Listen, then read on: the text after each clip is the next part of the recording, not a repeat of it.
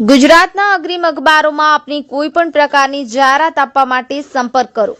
જાહેરાત વ્યાજબી ભાવે પ્રસિદ્ધ કરી આપવામાં આવશે।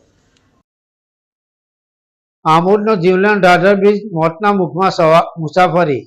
તંત્રનો આદેશ માત્ર કાગળ પર, પ્રજામાં રોષ। જંબુસર અને આમોદને જોડતો ઢાઢર બ્રિજ માત્ર જર્જરિત જ નથી, પરંતુ આ બ્રિજ અત્યંત ભયજનક બની ગયો છે। બ્રિજની હાલત એટલી ખરાબ છે કે મોટા ખાડાઓ પડી ગયા છે અને વચ્ચેથી તો જાણે તેના બે ભાગ થઈ ગયા તેવું સ્પષ્ટ દેખાઈ રહ્યું છે।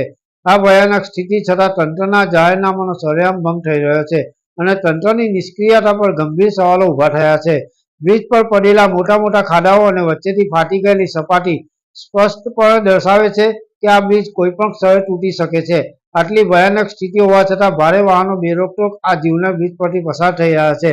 તંત્રએ ભારે વાહનો પર પ્રતિબંધ મૂકવા માટે લગાવેલા લોખંડના એંગલ પર રાત્રિના અંધારામાં તોડી પાડવામાં આવ્યા છે, જે કાયદાનો ભંગ કરનારા તત્વોની બેફામતા દર્શાવે છે।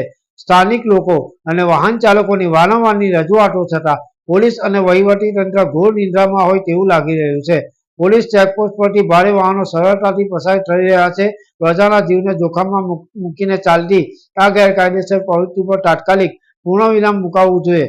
જો આ બ્રિજ તૂટી પડે અને કોઈ મોટી દુર્ઘટના સર્જાય તો તેની જવાબદારી કોણ લેશે?